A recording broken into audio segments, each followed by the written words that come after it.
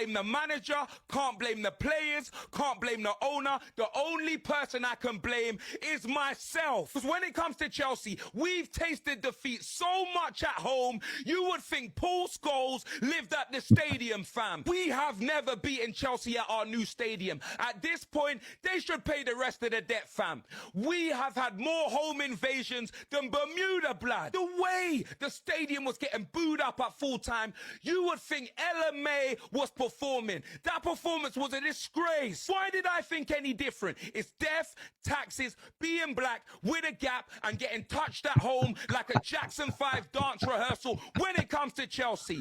Thomas spanked, blood. Thomas got cooked, fam. This is unacceptable. This is fossil football. When the window opens in January, we may need a Kaboo tops and an Aerodactyl to fit in with this fossil football, blood. The last time I've seen decent football played at the Tottenham Hotspur Stadium, it was the Denver Broncos versus the New York Jets, fam. It was the NFL, blood. Today was horrible. It's like these players didn't want to cross the halfway line, coming like they were in a prison yard, and if you pass the line, someone will start shooting. Well, I'm not even going to lie.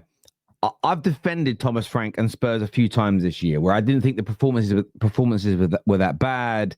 They're second, third in the league. Yesterday was a little bit of an epiphany moment, but almost there is no defending yesterday. Every time they attacked, they went backward. They had free kicks late in the game, pumped the ball into the box. They went short and never actually got the ball into the box.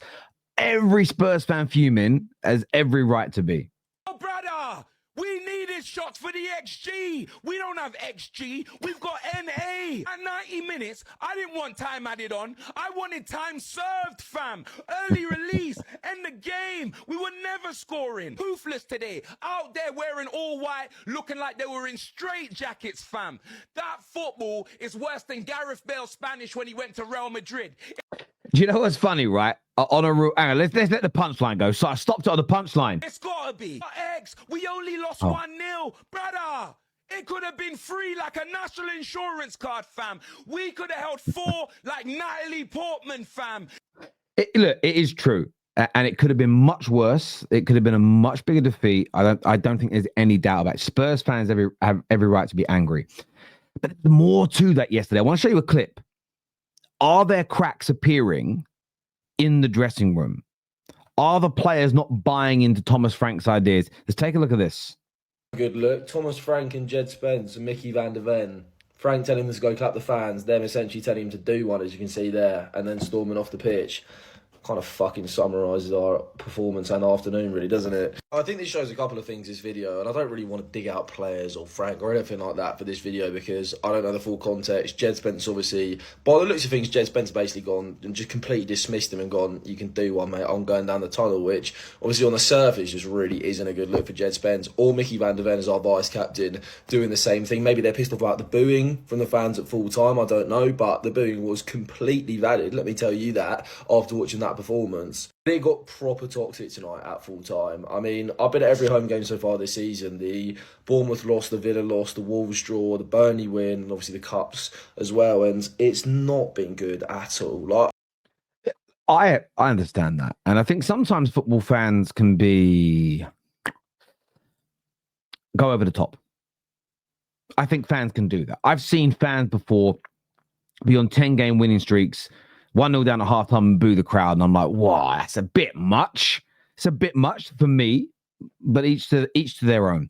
Recently, we spoke about fans who will, I'm not celebrating wins. I'll wait till we win a trophy. I think that's a bit much, but each to their own.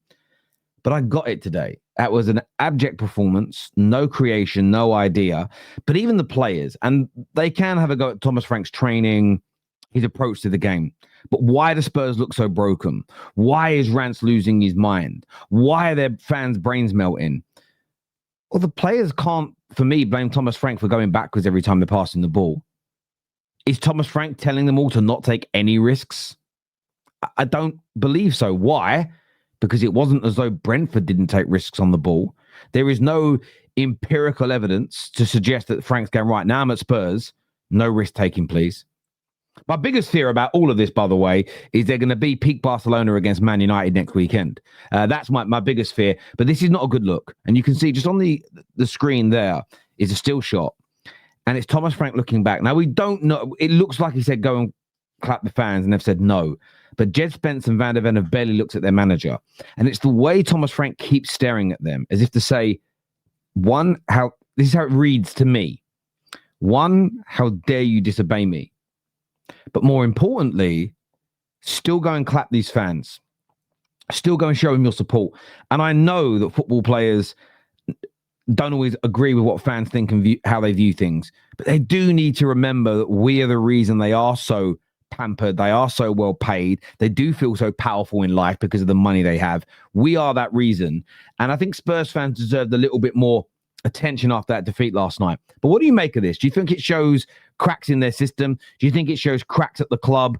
Or is this just a case of, and I'm open to all these opinions because I haven't really made my mind up on any of this stuff yet. And that's why we have these conversations here on Killing the Game. Maybe, though, is this just a leveling out? Is this a leveling out of where Spurs and their squad really are? And maybe the beginning of the season got them a little bit giddy and they got a bit excited and, we're better than we really... Have Spurs fans lowered themselves into a sense of we're better than we really are? I'd love your views on that. I'd love your opinions on that in the comment section below. Can't wait to read them. João Pedro, who's put Chelsea ahead. It's Chelsea 1, Spurs 0 after 34 minutes, Jamie. What on earth are Tottenham doing at the back? There we go, lovely.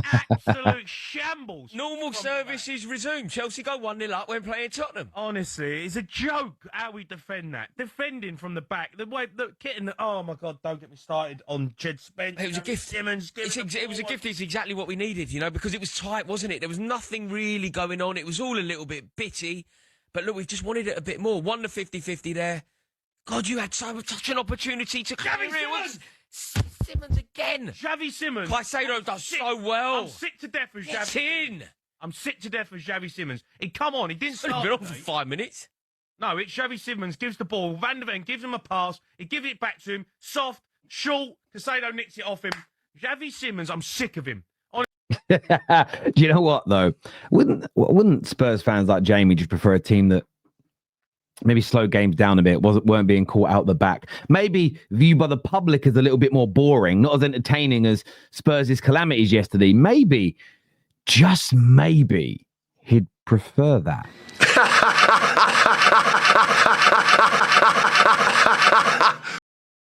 And then I came home. Croston from Rice. Here we go. Here's the first goal. Yep, called it. See, said here's the first goal. That fake laugh. Not fake. It's a real laugh, but it's like a laugh of I'm so annoyed. That isn't a I'm happy laugh or I'm right. It's a fuck you Arsenal laugh. The problem is Arsenal fans get upset when we say the set piece thing. See, Arsenal fans, by and large, are not upset at the set piece thing. What Arsenal fans are upset at, and they've been telling you all week on the Football Terrace, and you've refused to listen to Sam, is they know they need to score more from open play. Most people think those goals will come from open play eventually. So it's a bit of a moot point to go on about it. What they're annoyed about is you're pretending they're angry that they're scoring from set pieces when it's really you that's upset that they're scoring from set pieces. again. Well, I called it. I just said, here come the first goal, and they conceded the first goal. Wallahi al-Azim, bro. See, what did I say? I'm just going to keep laughing. I don't know why I'm laughing. I'm hurt. I'm in pain. What did I say? What did I say? My voice has even changed because I'm in so much pain. Wallahi, I told you guys. It's funny because as soon as the corner was happening, I was like, yep. It's funny because I don't care. This is going to be the first goal. Dry your eyes, mate. Ma khalas, it's predictable now. Because they're fantastic at set pieces.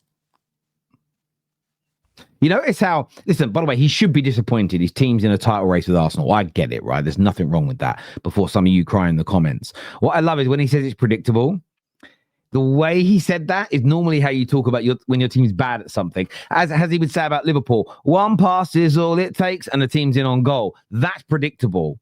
until yesterday, by the way. They did very, very well, Liverpool, as we spoke about last night. But he's talking about it for a good thing for Arsenal. It's brilliant. It's brilliant to see. I'm enjoying seeing Liverpool fans squirm over this. Let's take a look at the second goal here. Trossard, header Rice, second goal. They scored a goal in open play. Damn. Well done, Arsenal. Well done. Do you know what's really funny about that, though? This is why stats confuse me sometimes. Where's my pen? I like to hold my pen when I speak, but I've lost it. There it is. I just like it. Anyway, why City's goal against Arsenal was categorized as counter-attack. They won the ball back off of Arsenal in the middle of the pitch. One or two passes, Haaland's through, scored. Chelsea's goal yesterday, where it was a press, Caicedo wins the ball back, one pass, João Pedro scores, was categorized as an open play goal. Arsenal's goal against Burnley, they won the ball back. There was at least two passes, and the three passes in the build-up to that. A wonderful pass from Gyökeres, a brilliant cross from Trossard, and a header from Declan Rice. That hasn't gone down as an open play goal. They've categorized that as a counter-attack. That's also why when it comes to these numbers, when you've got a small sample size, I'm not saying you can't take it seriously, but you have to look at this sometimes and go, well, what they probably need to do is come out and categorize exactly when it is and isn't open play, counter, set piece as an example. But anyway, that's a side subject, because I looked at the stats last night. I was like, hang on, have Chelsea got one open play goal more and Arsenal haven't? When I felt that if you're going to categorize one as open play and one as counter attack, I'd go more with Chelsea's. But there we go. That's just me. And by the way, neither matter. They're all goals. Just pointing out the statistical breakdown. Open play goal. Look at the pain! Look at the pain! Well done, Arsenal. Open play goal. Just sickening. Right, now, Arsenal have won. It looks like Arsenal have won and Man United are going to win. It might well be that... That's not out! That isn't out, that isn't even out! That's obviously looking at the United corner, which the ball doesn't look out. And I think if they got a straight line angle, I bet there's a very small part of the ball hanging on the line. Do you know what really annoyed me about that yesterday, though? Is when the ball did go out, or it looked like it was out for Arsenal, no one cared. When the United conceded a corner last season that wasn't out, and Wolves scored from it, no one cared. When United had a goal wrongfully disallowed against Brighton for the exact same thing, nobody cared. Suddenly they did. But it was the narrative yesterday. And it all started on Sky Sports, where Dawson said it was nowhere near out. And you know how sometimes you can be correct? Saying, I think it might be out, is far more accurate than it's nowhere near out. Because it's marginally in. And I think that's the issue there. Even that reaction, I get, listen, fans are meant to be emotional in this way. The media shouldn't be. The idea of, no way, that's definitely not out. I just find that such an interesting concept when it was like right over this line. There's no definite about it. I think marginally it might not have gone out. But what's also funny is, you know, that they had two corners exactly the same in the game, Nottingham Forest, and nobody's talking about it. They just didn't score from it. You know, there's also a handball in that game now. Everyone's saying that Ahmad should have conceded because his arm was out. But his arm's in a natural position for jumping because the guy next to him's arm's in that position. But he gets pulled around by the defender, knocked around by the defender. The ball deflects off his head, then hits his arm, and everyone's getting penalty. The world's gone mad. But it goes mad when Arsenal win, or when Man United win or don't lose a game. I find it crazy. Fans are meant to do it, but the mainstream media is a joke. I love this as well. This tweet got me yesterday. It says they've been pinned in their own box against Burnley, and they are trying to tell me opponents won't come out against them. Just enjoy the set pieces and stop gaslighting us, man, is what Jakob says here. Obviously, Jakob fuming, Jakob angry, Jakob not in a good way on any level whatsoever when it comes to Arsenal winning yesterday. And like I've said before, and I'll say it again, Arsenal have broken rivals. Arsenal are hurting rivals every day of the week. Still playing within themselves, almost impenetrable. not conceding gilt-edged chances, not conceding big chances, not conceding shots on target again. That's what, 4 Premier League games on the bounce without a shot on target. Maybe it's 3, might be 4. Either way, ridiculous number. And this idea that Burnley pinned them in is so funny because, again, if you watch the game, I'm going to break that down statistically. Arsenal had the majority of the ball. Barely any XG. 3 shots and 0 on target. And they are, and the element of the tweet that's true is the fact that Burnley, in the second half, did have a few entries into Arsenal's box. They did have a lot more of the ball than they did in the first half. But this was Arsenal just controlling the game. This was Arsenal saying, we're going to sit in. It was almost like a training session for Arsenal. We're going to sit in, we're going to defend, and we're going to catch you on the counter.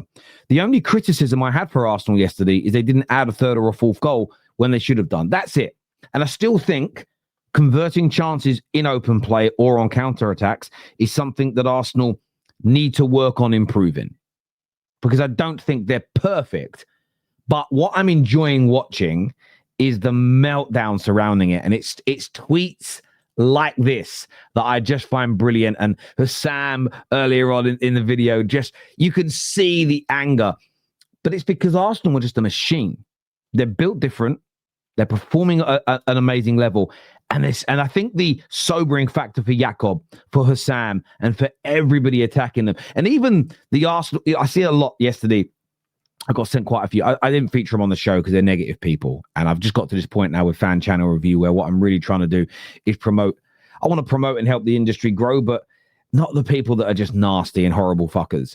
But I got sent quite a few clips, and you can just tell, like, these group of Arteta outers, it's not that they're fuming their team's doing well because it's damaging for them. There are rivals, yes, and rivals are not meant to be happy when Arsenal are winning. The only reason I honestly smile about it is I need someone to stop Liverpool or City from winning the league, and it can't be my football club. By the way, I hope Bournemouth do it. I hope Bournemouth do a Leicester, but it's very unlikely. So, do you know what, Arsenal?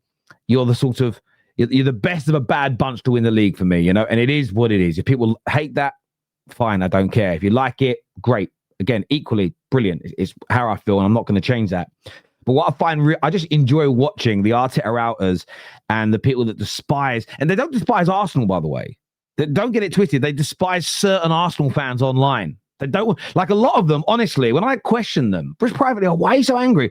Oh, I just don't want to see you get out happy. That's the motivation. It's crazy. And I do enjoy watching that meltdown. It's a thing of beauty. Let's listen to Robbie here. And Lee, you know the thing that I'm loving about these games, right? These are the places we used to come and get bullied. We used to come up to these sort of places, whether it be Burnley's, your Stokes over the years, these type of places, you know, up north's a bit cold, gritty place.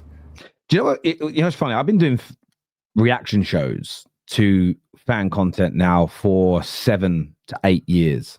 Maybe 2016 I started doing it. And I remember doing what I was in a hotel because I was away working with the bank.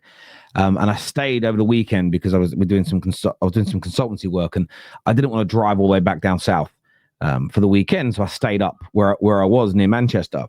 So I remember being in the hotel room, and I remember the title of my video was something like Arsenal Civil War.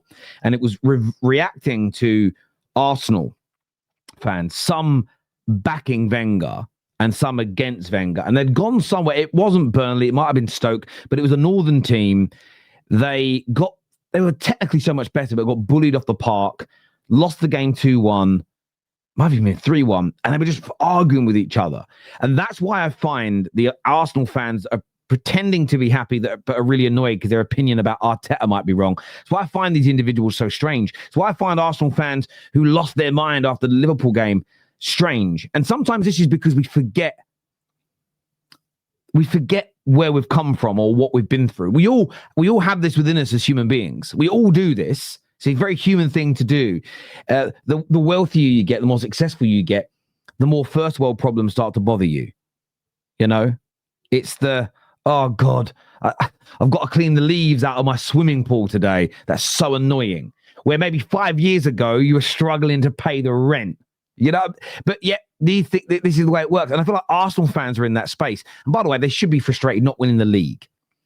But when I see people react to that in the same way as 7-8 years ago when they were getting bullied away against teams like this, I do look at it and think, wow, look how far you've come. It's very, very intriguing. You come up here and they stick it on us. That would actually be their weapon to either try and beat us or get a draw. Would be, let's stick it on them a bit. Let's rough them up a bit. And maybe we might be able to get something out of Arsenal. You can't do that now. No. I looked over at the Burnley fans. When we got that first set piece, they were scared.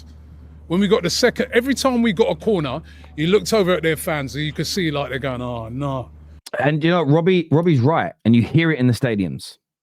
And Jamie Carragher, Husam, every Arsenal fan who's complained about these things, I'm putting you all into a big category. And that's Jamie and all the pundits. That's Husam and all the rivals. That's the Arteta outers and all those guys. They've made your set pieces better because the Arsenal are very good at them. I'm not taking anything away. Fergie time had this. The Anfield crowd gets this.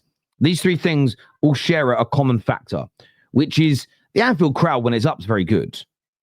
Okay? Fergie time, anyone could score in it. Anyone could win games in it. Loads of teams are good at set pieces. Arsenal are one of the best, there's no doubt.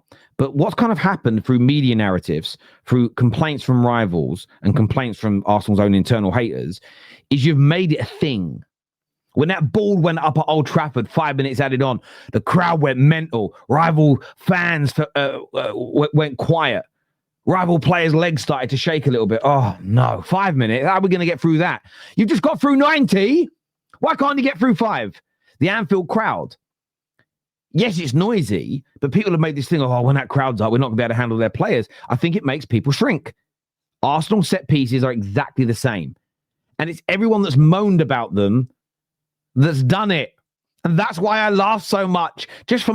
I try to separate myself from it because I look at it and go, if you all stop talking about it, crying about it, moaning about it, I reckon you take a percentage off. Everyone's panicking when Arsenal get them. It's so funny to me. Oh my God! It's Ahmad's fault. No. I'm not blaming Ahmad. What I'm saying is that's a tactical issue. He's too small for the back post. 2-1! You're having a laugh! You're having a bloody laugh! He's having a laugh! You're having a laugh! Right, Andy Millman. What's going on? There'll be people having a poo who went for a poo at half time. They haven't finished it yet. They're going to come back and go, what's going on? Now, I wasn't going to the bathroom, but away at Chelsea, could have been 2012, could have been 2013. It was around that time. Fergie was our manager, so it was probably the 2012-2013 season. It was snowing that day. We were 1-0 down at half time. Went down to have a drink on the concourse, and I was talking to a guy called Pete Boyle. And we were just chatting, and we both then said, we better go back up. The game's definitely started. Everyone's gone back up. Got up. I don't know how we didn't hear it. Maybe it was the noise. Got sat down and looked at the scoreboard. I looked at something and went, oh, it's fucking 3-0. Chelsea scored 2 goals very quickly at the beginning of the second half. It's horrible when that happened. We actually drew that game 3-3, to be fair. We came back, a couple of penalties from Rooney and Chicharito over header. But I was there at that game, and it does happen. You can get caught out like that. What's going on? 2-1 down in 5 minutes. Forest have come out second half going to war. Man United have turned up late for a Halloween party. Dressed up as bloody zombies and ghosts. The Walking Dead. I thought we might get away with that a little bit as well. It's going to be a goal. Yeah, look, I was so gutted with the defending at that point because I felt, listen, I'm not having a melt. I went online today and the United fans want Šeško sold. I think the manager's gaslighting people for saying that last season we would have probably lost a game like this when I think we would. I don't think there's a need for a melt. I think there's a need for criticism. I think there's need for criticising the manager's subs. I think certain players yesterday, Cunha, Ahmad, even though he scored, Šeško definitely, Delo definitely. Lots of players need criticism for their performances yesterday. And there were things we didn't get right. And I think it's absolutely okay to do that.